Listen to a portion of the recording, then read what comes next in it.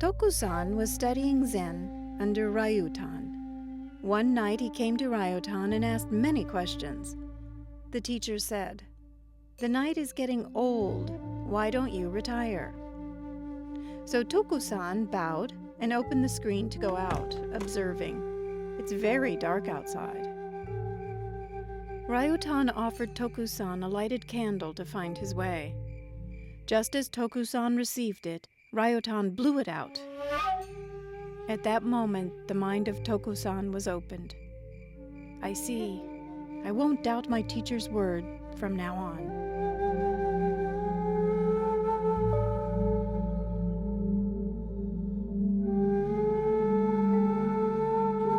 Welcome to Aspire. For many years, I've wanted to do a series that we're going to do right now, very different from any other we have ever offered you before. We're at the Yokoji Zen Mountain Center in Idlewild, and we're going to be offering you some insights into Zen, 8 very important Zen stories that I find fascinating. We're going to talk to their Roshi and hopefully give you a better insight into what it means to really be in the flow of your own life. Zen has nothing to do with the idea of a philosophy or a religion. It is not that at all. It is a way of life. And it is a way of life where you live from your heart, not your head. People listen to Zen philosophy. They make it a philosophy. But it really isn't. I have heard people tell me, oh, in the Zen philosophy, it's about this and it's not about that. And it's not true. The mind takes everything and splits it in half. In the story that I'm going to offer to you right now about you should retire, a student comes to the Zen master. And he has many questions to ask the master, and the mind is full of questions. The mind is always trying to accommodate the ego, the vanity, the pride of me. It is always trying to get me to understand things in the nature of right and wrong, of good and bad. And even though life does not work from the premise of right and wrong, good and bad, and Zen mirrors that, it helps us harmonize with the meaning of life, we tend to go into this right, wrong, good, bad thing. Now our mind is full of questions about, well, what about this? And how do I say that? And how do you philosophize this idea over that idea? And before you know it, it's all a bunch of questions. Meditation is not about thinking. Meditation is about feeling the heart and going for it. But when you go to the heart, you have to understand the mind is useless, absolutely useless. And that's the problem with most people, trying to make the mind fit the heart, and it can't be done. This is why meditation becomes so difficult. The mind becomes everything to most people. All their life, everything they do is a matter of their thinking. Right, wrong, good, bad. How will this get me what I want? Survival mechanism. In Zen, it is about listening to the heart. It is about meditation and moving to the heart. And in our story, this young man comes to the master late at night. And he has lots of questions about Zen and about his meditation and how to put it all together. And the master listens for a while. There's an old ancient story I love about the Buddha. He had a student that came to him and said, I have many questions to ask you. Before I begin this trip, this spiritual journey, I want to know if you're for real, and I have questions that I want to ask you, and they must fit my intellect. They must appeal to my mind. This is the way most of us are in the beginning. In fact, I find a lot of students are this way their entire career as a student. They never really grow out of it. The Buddha agreed. And he said, I'll tell you what, I will answer every question, every single question you have, if you will sit by my side here for 1 year silent. So he did. He sat for 1 year silent with the Buddha. Mahakassapa was laughing when he heard what the Buddha had said to him. And the man was very upset. He said, "Why are you laughing at me?" And Mahakassapa said, "Oh, he did the same thing to me. I had lots of questions. And he told me to sit here and not argue, not think about the question, just sit here and meditate and work upon myself." And he said, "You better ask him the questions now, because pretty soon you won't have any." Well, the man did sit there for a full year, absolutely quiet.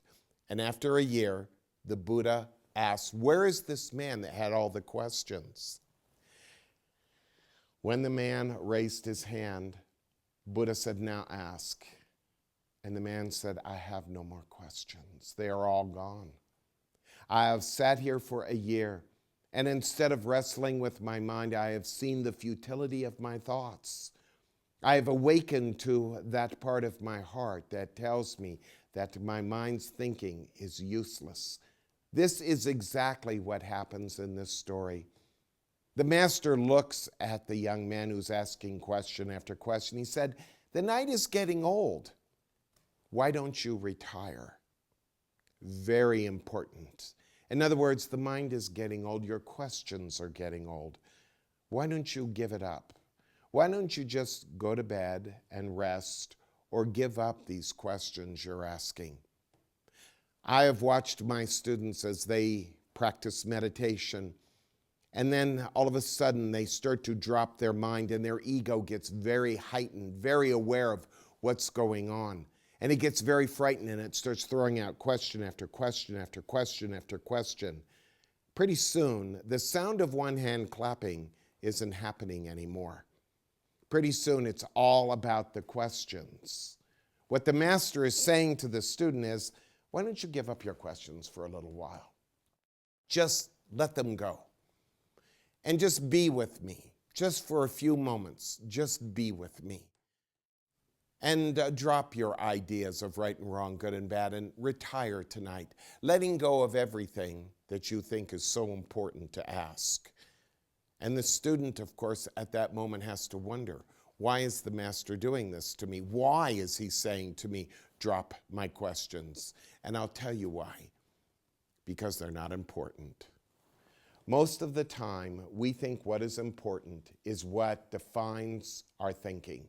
I am telling you, what is important is what allows you to live from your heart with a sense of humor, playfulness, compassion, love. We miss a great deal of our life thinking the way we do. You can't take your mind with you through death. You must learn to live only with those things that you can take with you through death.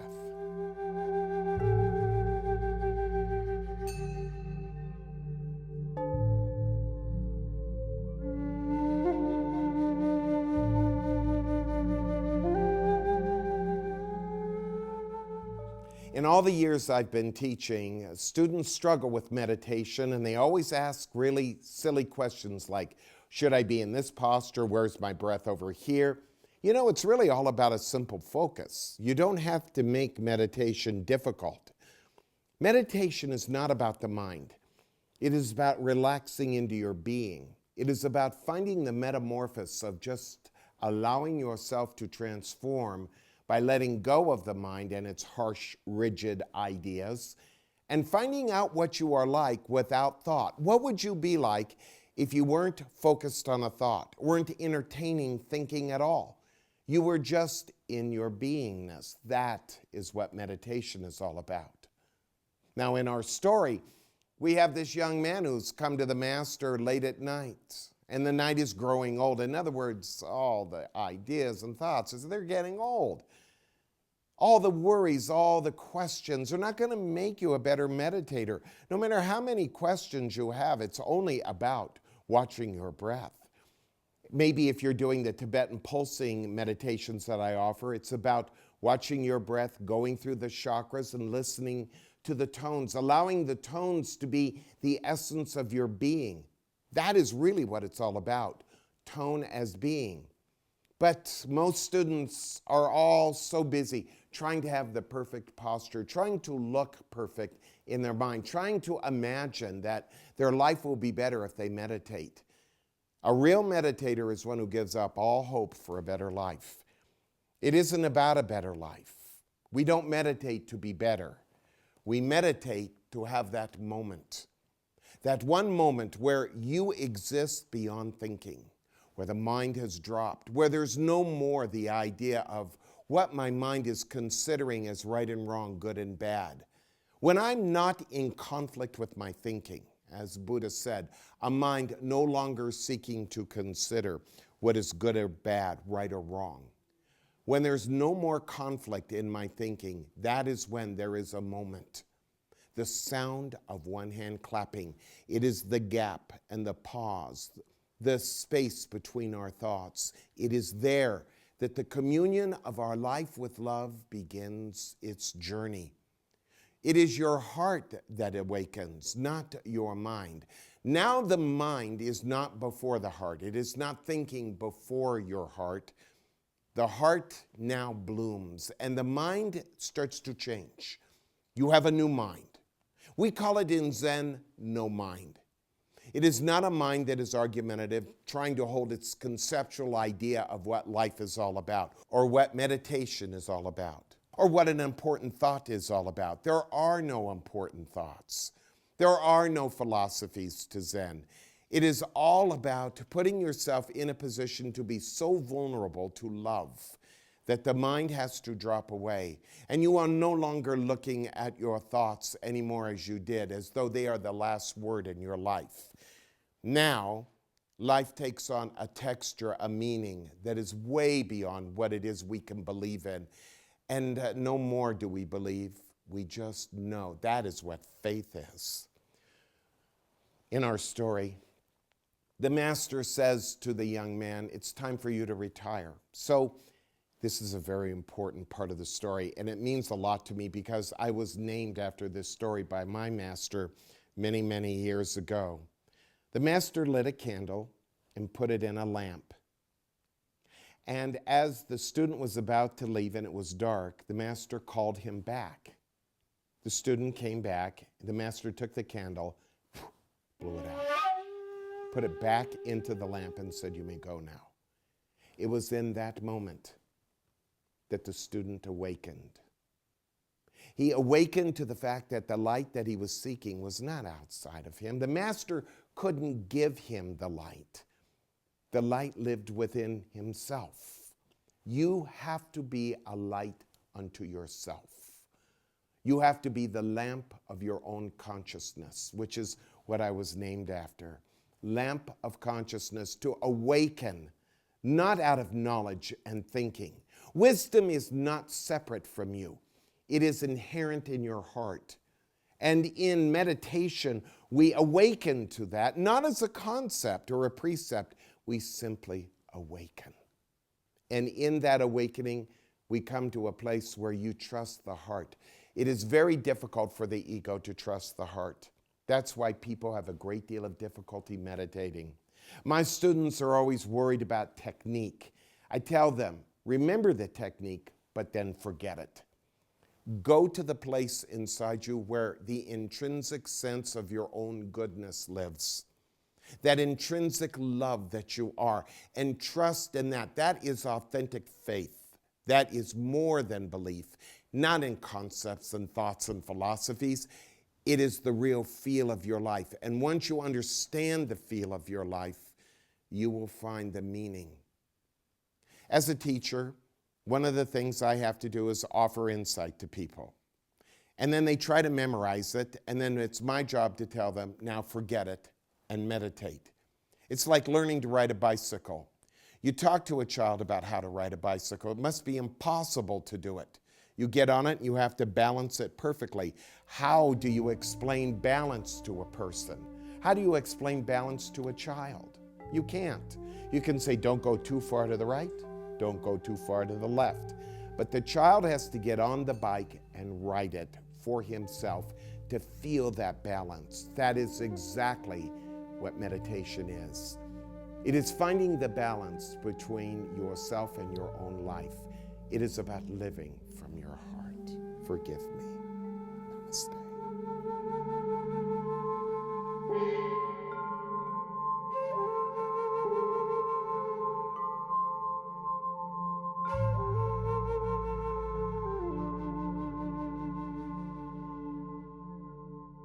I'm delighted to be here at Yokoji Zen Center, and I have their head Roshi with us. We're going to talk a little bit about Zen and maybe inform you about what real Zen is and how it can pertain to your life. Tenshin, thank you for being here. I'm very honored to have you. It's nice having you. So let's talk a little bit about your role. What does Roshi mean? It means old and useless, old teacher. You're an old teacher. Yeah, And right. Tenshin, what does that mean? Well, so it's embarrassing, you know, as in the sort of English way, you know, Yeah. it means like tension and Right. etc. But in Japanese, it means the first character, ten, means heaven or sky, and then shin means mind. So, you know, roughly translated space case or heavenly mind. Heavenly Yeah, mind. Yeah. Very right. interesting. Yeah. The series we're doing, The Sound of One Hand Clapping, obviously a very ancient Zen koan. Yeah. Where does it belong to a Westerner? How would you describe The Sound of One Hand Clapping? You know, the main thing with koan is to raise doubt so that you can actually set your mind at rest. So people would say set doubt at what? Set doubt at thought? Set doubt about thinking? Well, with the solving of koan, you use thought as a pointer. And then beyond that, you've got to go to your instinct and intuition, beyond that. So the result of koan is that you end up with your intellect based on instinct and intuition, rather than the intellect just running wild. Yeah. So what happens when someone says, I don't have much instinct or intuition? They're actually lying. Yeah, and they're struggling, aren't they? They're struggling, yeah, usually. The core of Zen, what does the word Zen mean for those who don't understand it? Well, the short answer is it basically means meditation, because the Japanese couldn't pronounce chana, which is the Chinese word. They couldn't pronounce jhana, and so jhana actually means meditation. So it's the Buddhist sect of meditation. Yeah. What sect of meditation do you do? Soto? Rinzai? Well, I've got transmission in two lines. So I've got Rinzai and Soto. So, you know, I've got both on that level. Westerners don't understand Zen. They think it's stacking rocks one on top of the other and putting a candle on the top, that kind of thing. Yeah. How would you describe Zen to a Westerner? Well, simply it's the art of living and using meditation as the tool to directly see into the nature of life. Yeah, most people miss that. Well, What they is the do. nature of life? Hi. Yeah. But Here we are. here we are Yeah. together. This is Yeah. the nature. Yeah. But in the way we look at life in the West, where everything is about fast, moving quickly, getting it for result, trying to go somewhere with whatever we do, Yeah. Zen gets lost. Yeah, I mean, you know, we forget that we have, you know, traditional Western wisdoms. We have our own common sense wisdoms that are passed down by, you know, usually old folks, etc. And a lot of Zen is based around those things. If you sit and you look at something for long enough, you see what it is. Or if you persist at something, eventually you master it. We have those things. And then the main thing about life is really putting to rest that split that we usually have between ourselves and our environment. We Also, right and wrong, good and bad. Well, that can get in the way of actually perceiving life directly. We get too involved in right and wrong, good and bad. Way too. Yeah. And then the mind starts dissecting everything before you know it. We're back at philosophy and religion. Yeah. Would you call Zen a religion or philosophy? Well, you know, it's funny is that, you know, we look at labels like philosophy, and I think originally that meant love of wisdom. You know, and if you do love wisdom, that's a great thing. In the There's Greek, nothing that's wrong what with it means. Yeah. Love of wisdom. Yeah, and then religion, I think, you know, even at its, I think in its core meaning, I think it's still unclear, but they say that possibly, or most probably, it meant to bring back the parts. Oh, I love that. Yeah. So You know, legion means many, and bringing it back to this place. Right. And that's where you gain your power, is by bringing your energy back to the place that you stand. I rather than love giving you, that. yeah. Beautifully put. Now I Yes. know why you're useless. Yeah. You're Yeah, thanks. Yeah. Roshi. I strive to Yeah, become I useless. understand. Yeah. So there you are, teaching things that most people just, and they're obvious, they're not nebulous, really. But No, in the no. Western culture, it's very nebulous. You understand that, right? Well, I do, because the same questions keep coming up. Do they? Yeah. What's the yeah. most common question before we go real quick? You know, why do I have to do this over and over? Repetition? Yeah, repetition. What's the answer? Well, there's one that's a nice story, and I think it was maybe one of those famous golfers anyway, like Arnold Palmer? Arnold Palmer, I think it was, and somebody says, you're the luckiest man to play like you play, and he says, the more I play, the luckier I get, or the more I practice, the luckier I get. And the thing is, if you do something over and over, you're going to master it. You're going to get better at it. And more than that is it becomes embodied. Because you don't want to be thinking about things and trying to bring them up all the time. It's much easier if it's there naturally for you. Thank you. That makes total sense. We got to go. We do. We'll be right back. Don't go away.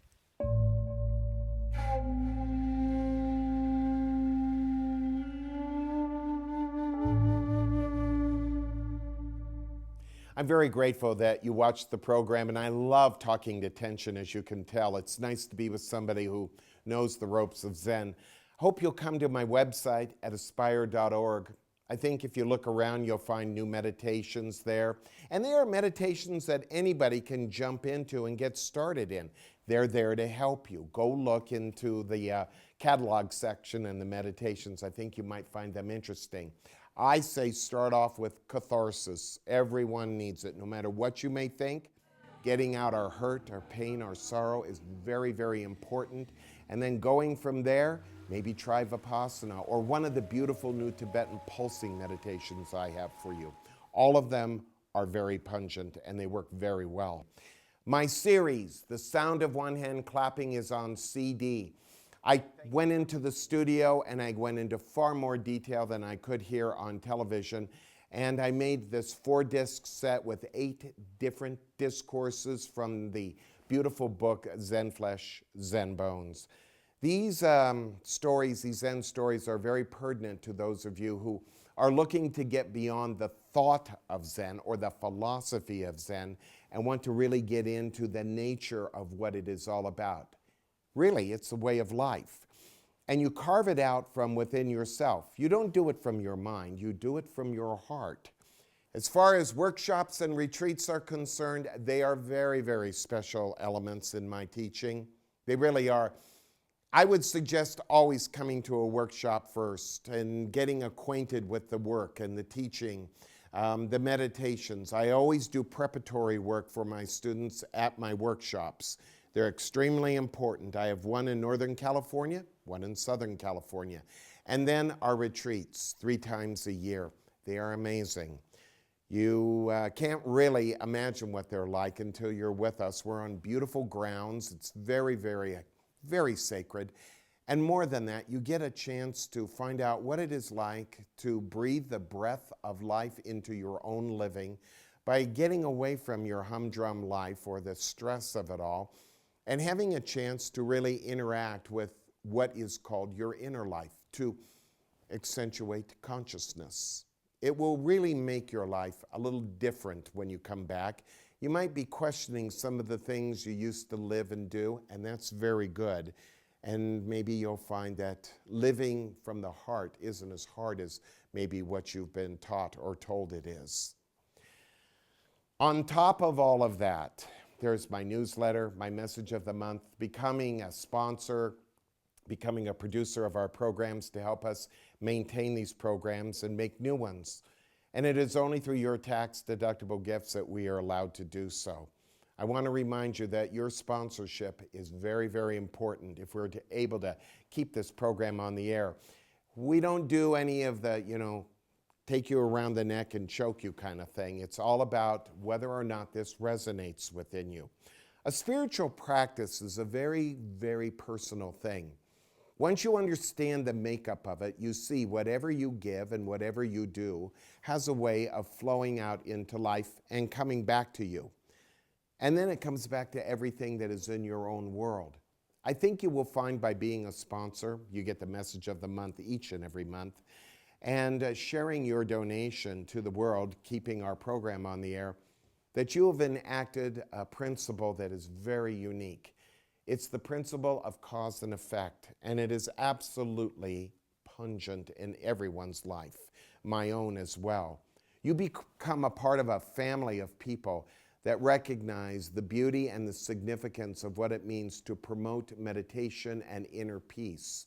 And that's really what it's all about. If the world needed anything right now, it's inner peace.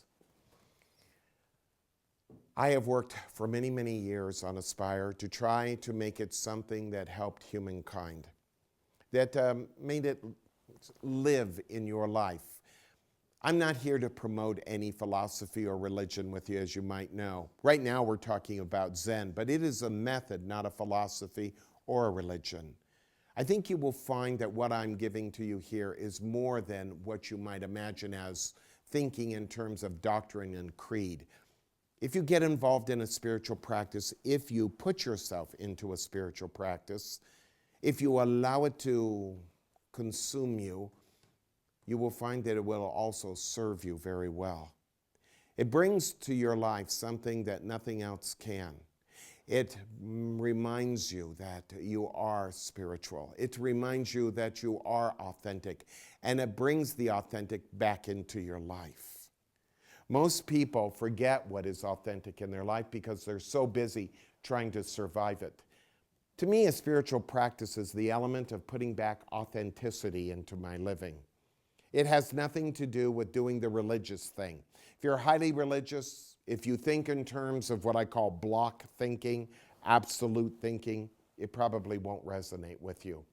But if you're the kind of person who wants to go outside the box of common thought, and you can see that your life is more valuable than living it according to rote and what everybody has told you to live it towards, like conventional living, then you might find what I have to offer extremely valuable, something that you've always known deep in your heart, but maybe have forgotten due to the complexities of your own living. Go to the website, take a look around. Much is there. Please forgive me. Namaste.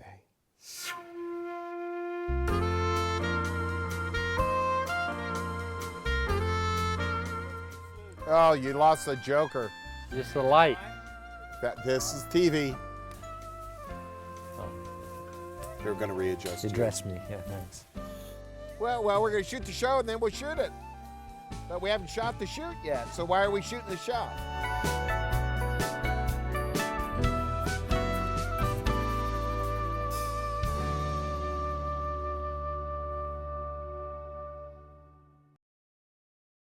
Did we get it on the first? Yes, cut tape.